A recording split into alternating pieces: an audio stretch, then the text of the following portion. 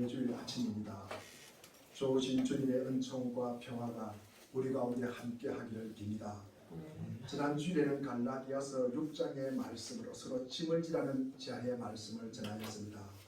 신실한 믿음의 성도는 서로 짐을 져줌으로 태초에 하나님께서 만드시고 좋았더라고 하신 그 하나님의 형상을 회복하게 하시고 십자가의 죽음과 부활을 통해서 하나님 사랑과 이웃 사랑인 이 그리스도의 법을 완성하고 이 땅에서 각자에게 맡겨진 자기의 일을 함으로 하나님 나라를 이루어가는 복된 공동체가 되기를 건면하는 내용이었습니다.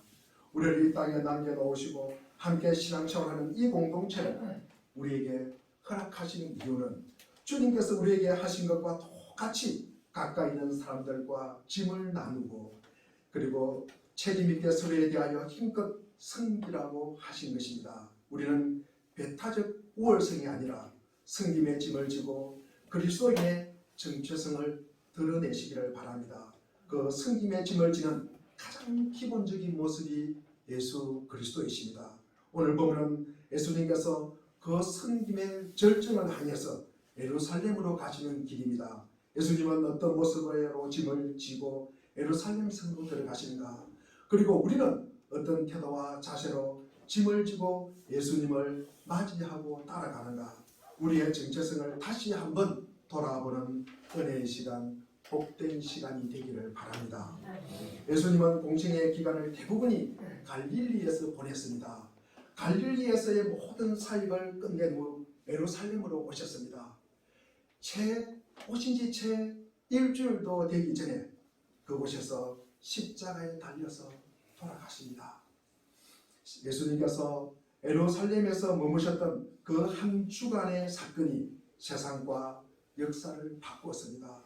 세상을 바꾼 한 주간은 예수님께서 예루살렘 성에 들어오시는 이야기로 시작이 됩니다.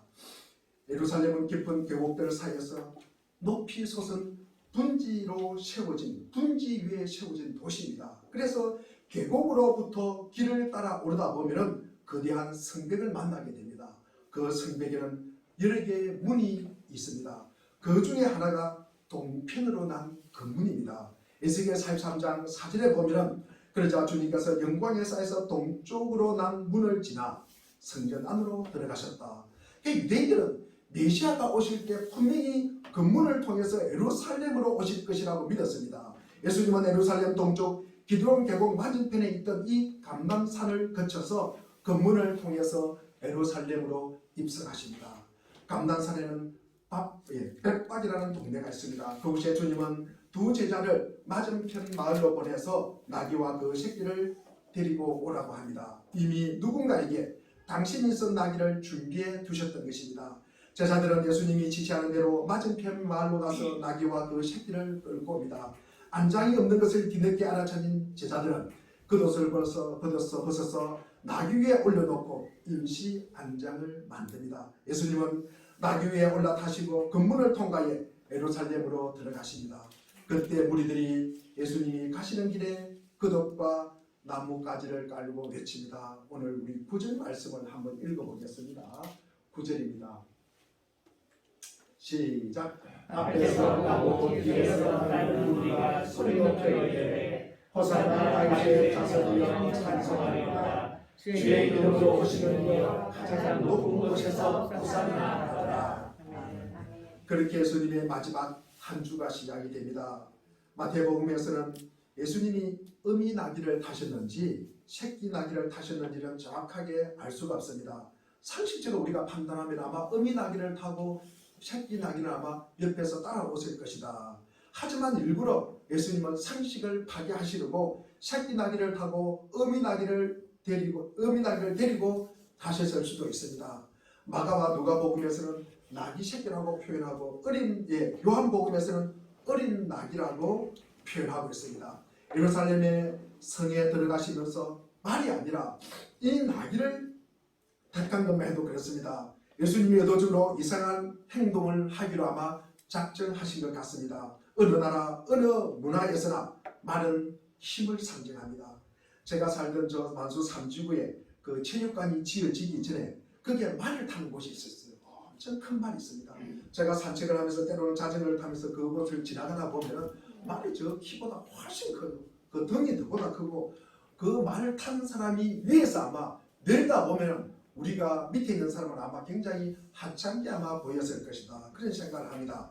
말은 장군이나 장수들에게 어울리는 동물입니다. 그래서 말을 타고 개선하는 모습은 승리를 상징합니다. 그에 반해서 나귀는 광대에게나 어울리는 짐승입니다. 나귀는 전투에서는 전혀 사용할 수가 없습니다. 성남자가 아마 이 나귀를 타고 있다는 모습은 굉장히 우스꽝스러웠을 것입니다. 그 모습으로는 절대 상대를 위압할 수가 없습니다. 예수님이 말을 구할 수가 없어서 나귀를 타신 것은 아닙니다. 의도적으로 아마 나귀를 고르신 이유가 있을 것이다. 왜 그랬을까? 왜 그랬을까?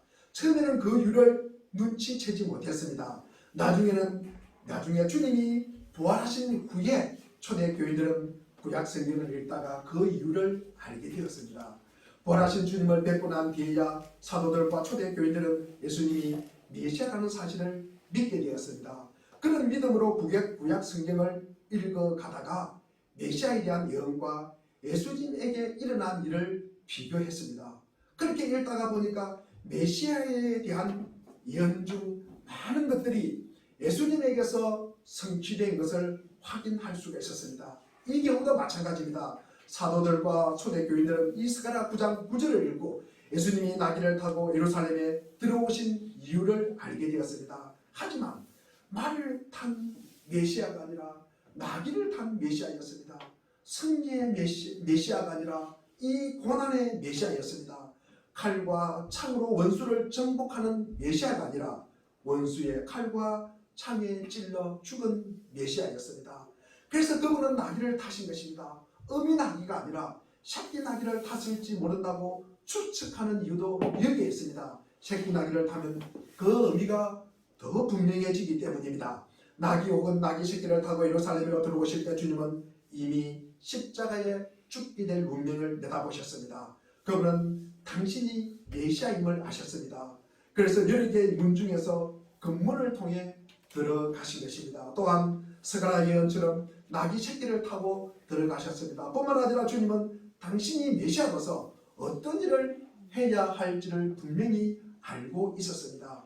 모든 인류의 죄를 대속하기 위해 십자가에 달려 죽음으로써 메시아로서의 사명을 이루게 될 것을 아셨습니다. 그런데 그 의중을 아는 사람이 그 당시에는 있었습니까? 없었습니까? 없었습니다. 그 당시에는 몰랐습니다. 예수님은 제자들에게 여러 번 암시를 주었으나 제자들은 그것을 믿기를 거부를 합니다. 구원자인 메시아가 죽었다는 말은 듣도 보지도 못하였기 때문입니다. 그 중에 그래서 제자들은 그럴 리 없다고 애써 현실을 부인합니다. 예수님이 그 문을 통과하실 때 그곳에는 많은 무리가 모여 있었습니다.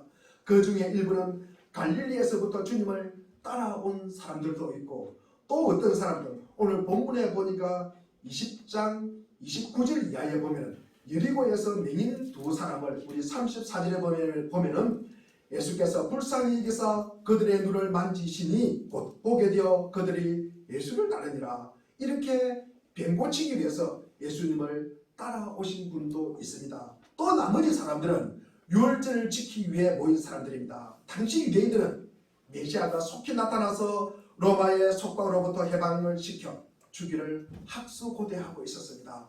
누군가에게서 조금이라도 범상치 않는 일이 있다면 혹시 저 사람이 메시아가 아닐까라고 생각을 했습니다.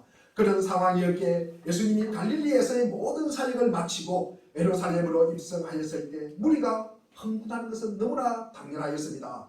그들은 예수님이 가시는 길에 겉옷을 벗어 길에 펴고 나뭇가지를 꺾어서 깔았습니다. 그리고 겉옷을 벗어 길에 펴는 것은 왕에게 존경심을 표현하는 행동이었습니다. 또 그들이 이 나뭇가지를 꺾어 흔들며 찬양을 부르는 장면은 아마 BC 170년경에 이 마카비 혁명 당시의 장면을 연상하는 것입니다.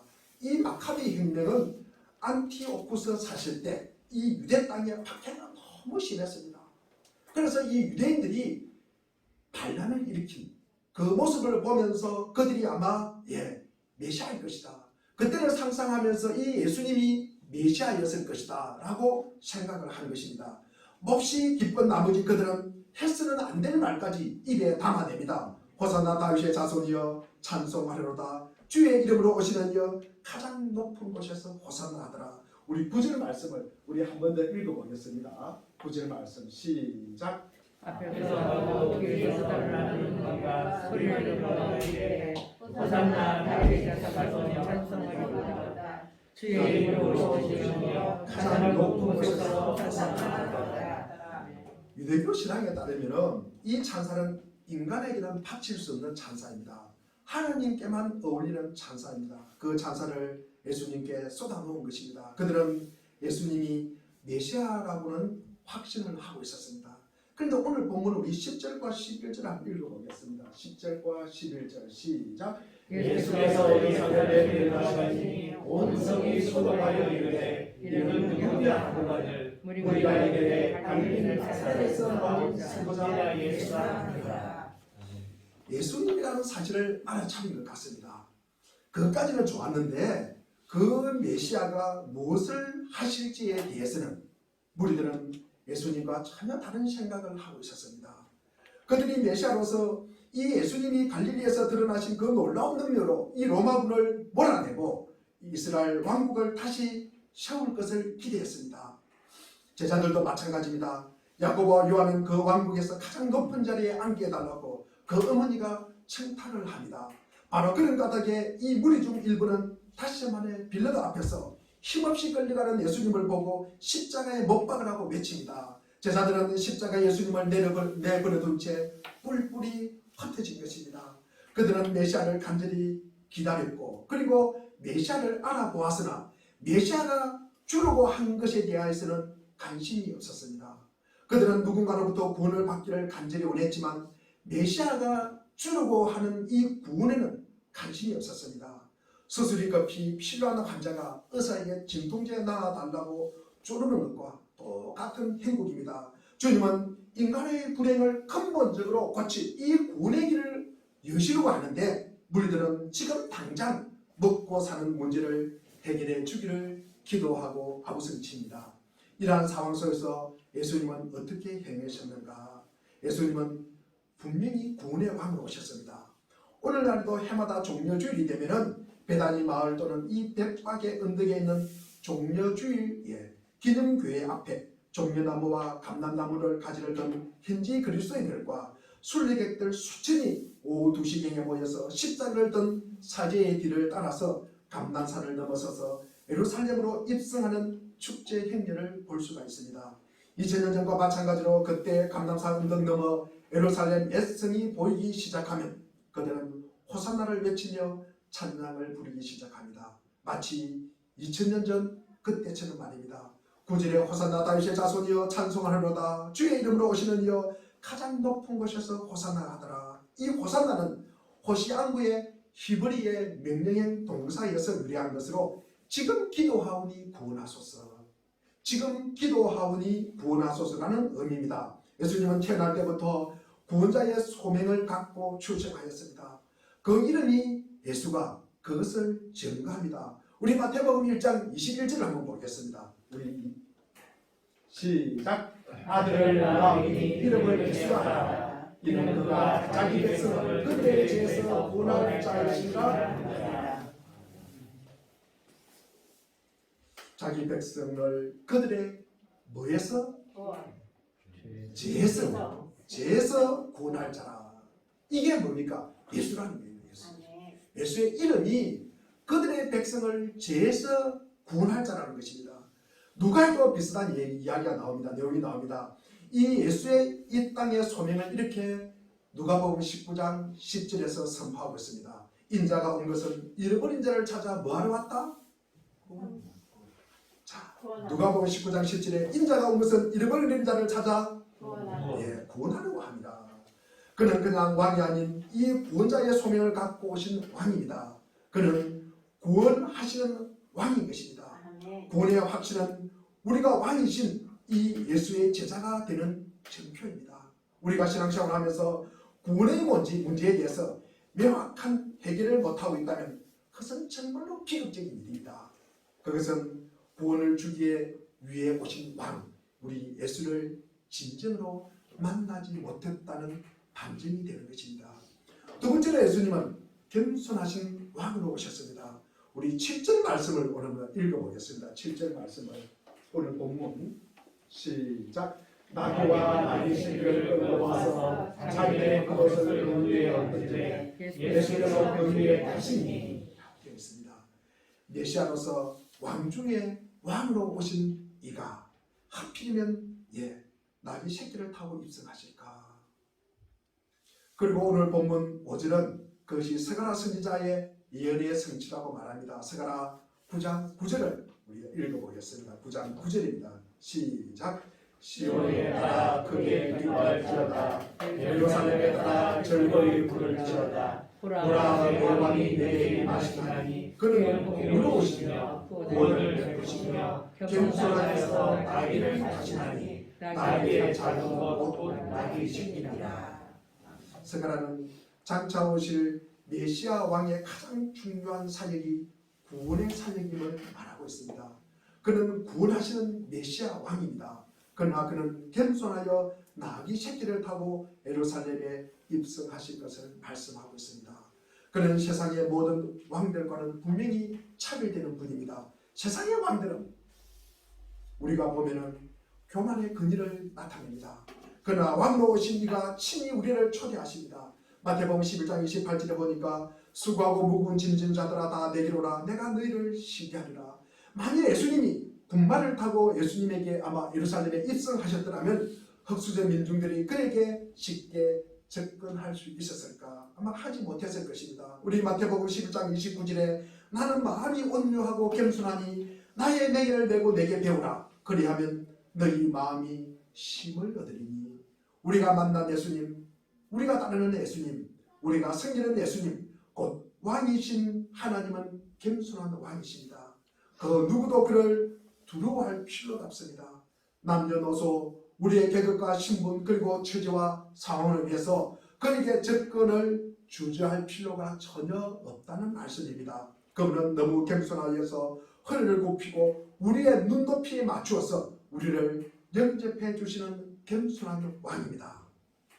그분을 만났습니까? 대답이 없으십니까?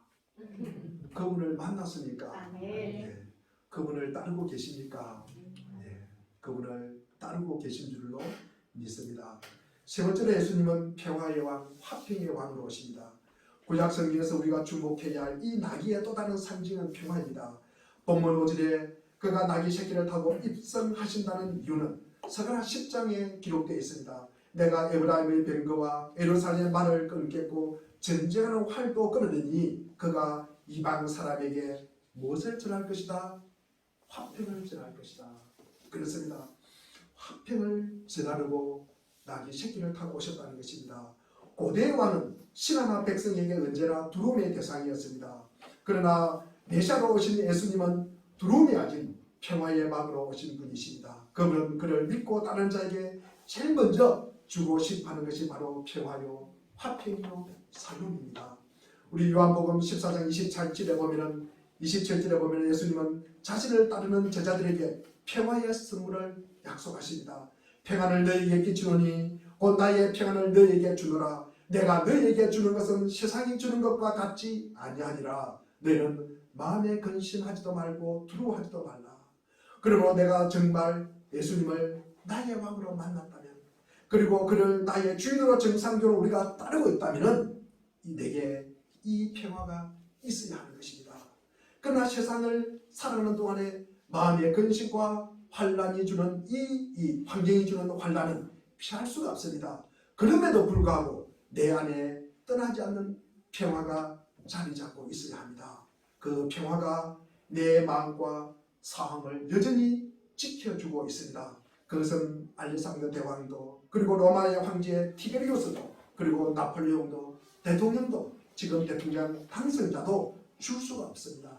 오직 평화의 왕 예수님만 주실 수가 있는 것입니다. 누가복음 19장 38절에 이르되 찬송하리로다. 주의 이름으로 오시는 왕이여 하늘에는 평화요 가장 높은 곳에는 영광이로다 하니 그리고 예루살렘 성에 가까이 오시면서 눈물을 흘리시는 왕 되신 예수님의 모습을 추가적으로 부연하고 있습니다. 누가복음 19장 41절에 보니까 가까이 오사 성을 보시고 우시며 우리는 그가 우신 이유를 우리 누가복음 19장 42절에 이르시되 너도 오늘 평화에 관한 일을 알았더라면 좋을 뻔하였다.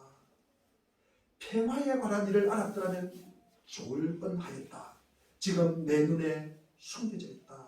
예루살렘이 예수님이 원하시는 평화 대신에 전쟁을 경험할 것을 알고 오신 것입니다. 실제로 로마의 티투스에 의해서 예루살렘은 AD 70년에 함락이 되고 성은 파괴되고 성전은 불타버리고 유대인 남자들은 로마와 애굽으로 노예로 끌려가는 이 디아스포라의 눈물의 역사가 시작이 됩니다. 이것은 평화의 왕을 거절한 대가입니다. 왕도 원하지 않는 결과입니다. 어느 시대나 진정한 평화의 시작은 이 평화의 왕을 영접하는 일에서 시작되는 것입니다. 이 우크라이나 땅에도 이 평화가 있기를 기도합니다.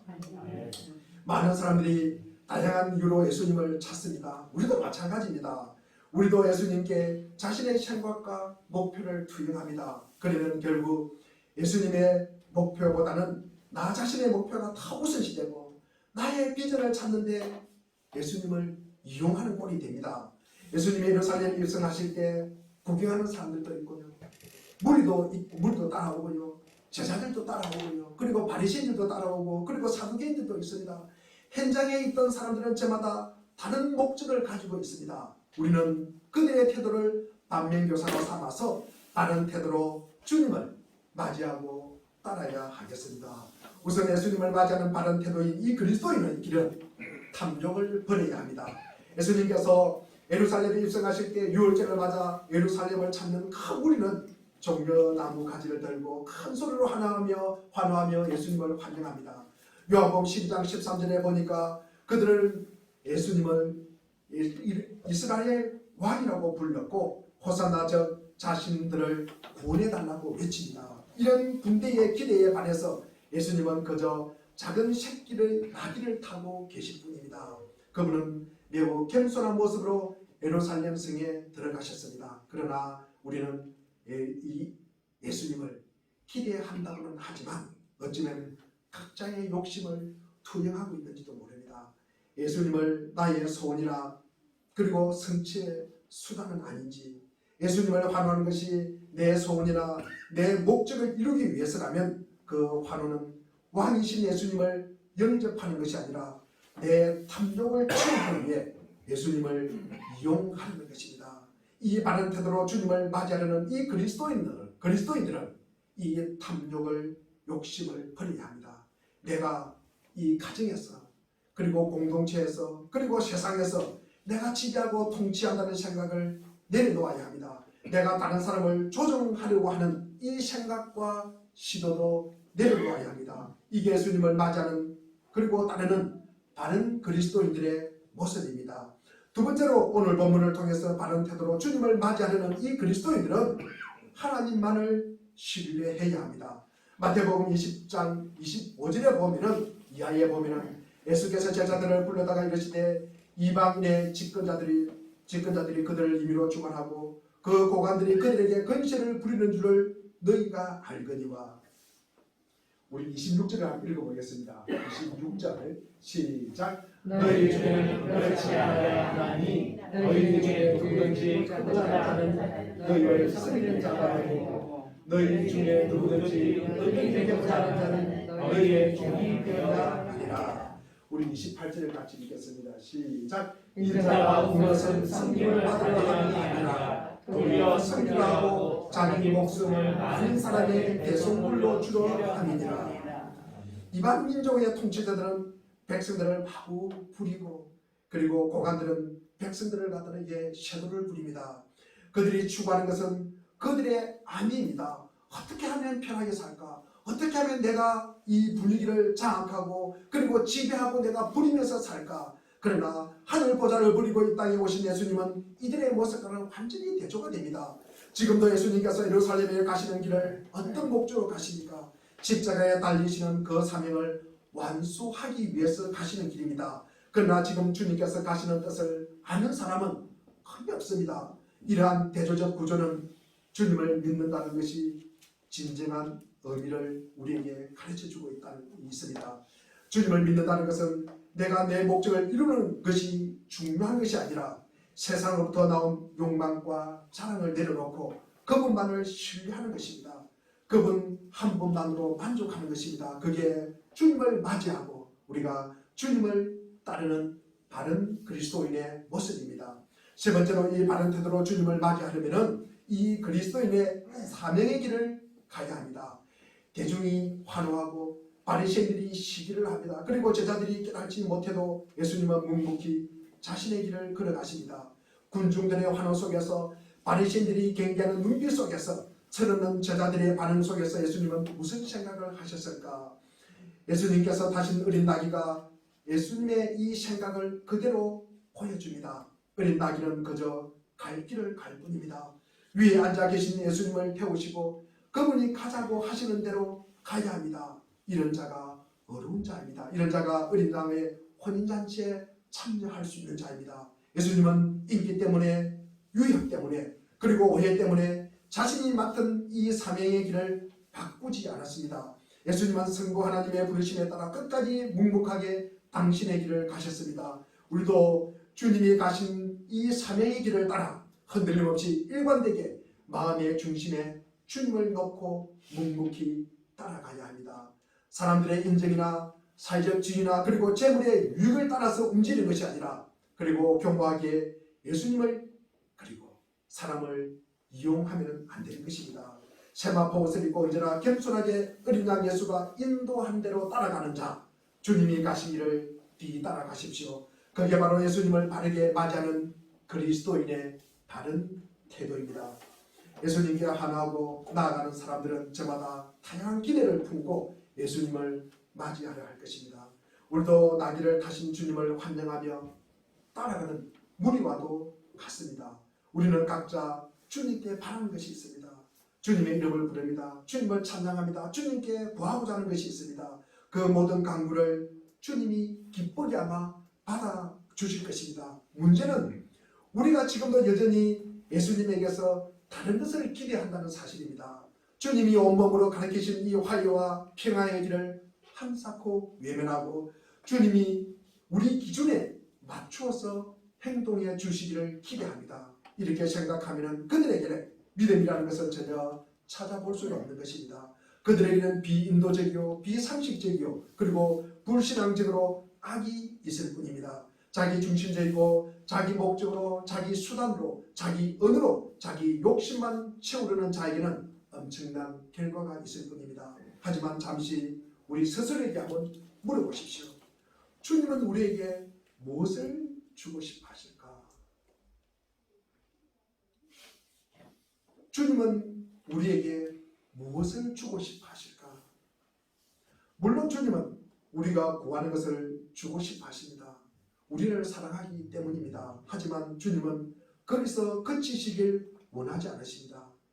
때로는 우리가 바라는 것이 아니라 우리가 원하지 않는 것도 우리 주님은 우리에게 주고 싶어 합니다.